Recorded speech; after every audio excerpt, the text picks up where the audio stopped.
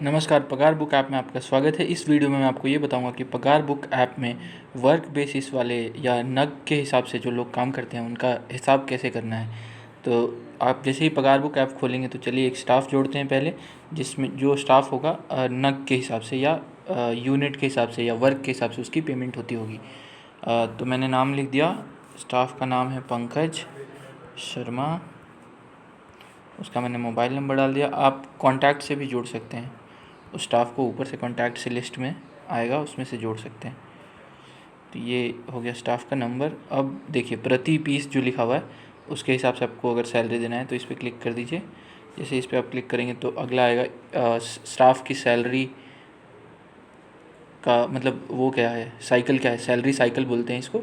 1 से 1 है, 1 से 31 है या कैसा है। इस पर आप, मेरा सैलरी साइकिल 1 से 1 है, आपका अगर 5 से 5 है तो आप 5 से 5 भी ऐसे करके जोड़ सकते हैं कि मतलब 5 मई से 5 जून तक सैलरी बनती है, तो आपका जो सैलरी का कैलकुलेशन का साइकिल है वो 5 से 5 होगा। उसके बाद आगे बढ़े पे क्लिक करें। आगे बढ़े पे जैसे ही आप क्लिक करेंगे तो आएगा ओपनिंग बैलेंस। ओपनिंग बैलेंस में एडवांस, ओपनिंग बैलेंस का मतलब ये है कि पहले का कुछ बाकी हिसाब है क्या। जैसे पहले का हिसाब बाकी से मतलब ये है कि जैसे हो सकता है कि 1000 रुपये आपने एडवांस उसको दे रखा हो जब आप उसको पहली बार जोड़ रहे हैं तब, या फिर ऐसा हो सकता है कि आपको 1000 रुपये देना बाकी हो। तो मेरे केस में ऐसा है कि मैंने 1000 रुपये उसको एडवांस दे रखे हैं, तो मैं जोड़ दूँगा। जैसे ही मैं जोड़ूंगा तो ये स्टाफ पंकज नाम से एक स्टाफ बन जाएगा। पंकज देखिए सबसे ऊपर दिख रहा है पंकज शर्मा। पंकज शर्मा के नाम पे आप जैसे ही क्लिक करेंगे तो आपको दिखेगा कि 1000 रुपये एडवांस दिया गया है। अब आते हैं सबसे इम्पॉर्टेंट चीज़ इसमें ये होती है कि उसका काम आपको डेली डेली उसने कितना यूनिट काम किया है वो आपको लिखना होता है।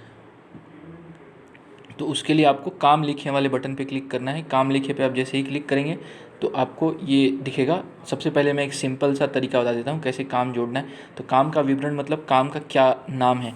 जैसे मान लीजिए शर्ट की सिलाई करता है, शर्ट सिलाई हो गया, ठीक है। रेट प्रति इकाई मतलब यूनिट का, एक यूनिट का रेट कितना है। तो एक यूनिट का रेट मैं इसको देता हूँ 60 रुपये, और आज इसने कितना यूनिट किया है तो 4 यूनिट किया है। तो 4 यूनिट किया है तो मैं इसको सेव कर दूँगा। तो ये हो गया एक सिंपल सा तरीका काम लिखने का। जैसे ही आप लिखते जाएंगे तो देखिए सैलरी बनते जाएगा उतना उतना। जैसे ये बना 240 रुपये, 60 इंटू 4, 240 रुपये बन गया। अब आइए देखते हैं कि काम की लिस्ट कैसे। जैसे मान लीजिए आपके पास 4-5 टाइप का काम है, तो बार बार ये लिखना तो बहुत ही ज़्यादा मेहनत का काम है।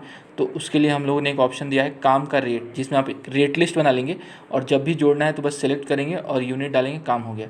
जैसे मान लीजिए, चलिए मैं जोड़ना शुरू करता हूँ। तो काम का रेट जोड़ने पे मैं क्लिक करूँगा। सबसे पहले मैं शर्ट सिलाई लिखूँगा।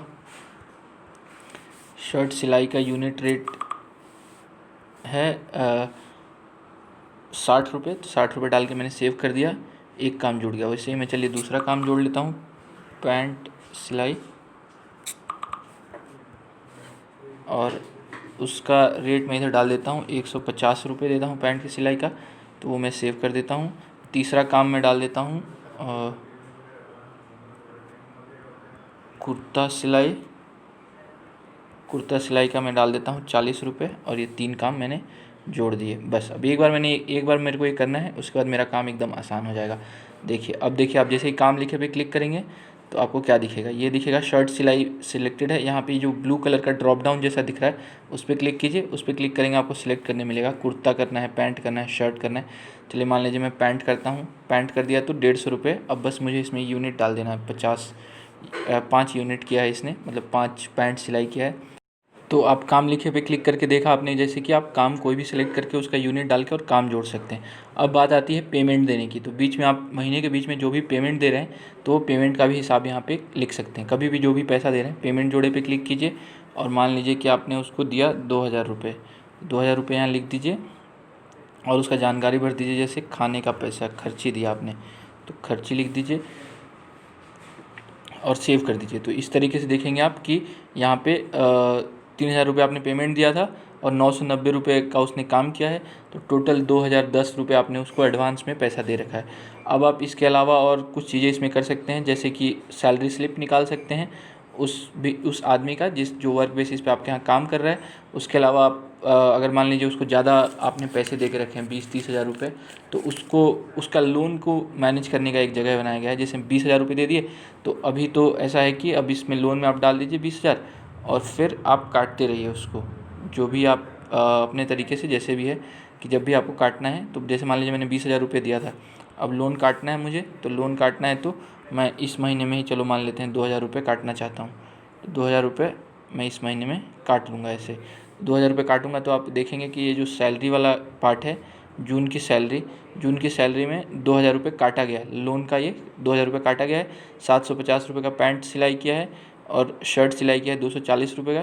तो टोटल एडवांस मैंने उसको अब दे दिया है 4,000। ये ऊपर में देखिए आपको टोटल एडवांस दिख रहा है, ये 3,000 और ये माइनस में सैलरी हो गई है 1,000 रुपये, तो टोटल बेसिकली 4,000 मैंने उसको एक्स्ट्रा दे दिया है। तो इस तरीके से आप अपने स्टाफ का पूरा हिसाब कर सकते हैं। इधर जाके आप उसका खाता बंद कर सकते हैं, स्टाफ डिलीट कर सकते हैं, या उसका नाम और नंबर में कोई भी चेंज कर सकते हैं। जैसे ही आप उससे कोई भी पेमेंट जोड़ते हैं उस स्टाफ के लिए, तो उस स्टाफ को अपने आप SMS भेज दिया जाता है उसके मोबाइल नंबर पे कि आपने इतना पेमेंट उसको दिया है। तो इस तरीके से आप वर्क बेसिस स्टाफ का पूरा हिसाब इस ऐप में कर सकते हैं। अगर आपको कोई भी और दिक्कत आए या कुछ सुझाव देना है हमें, तो हमें ये हेल्प के पास वो लिखे व्हाट्सएप आइकन पे क्लिक करें और हमसे बात करके हमें सुझाव दें। बहुत बहुत धन्यवाद आपका।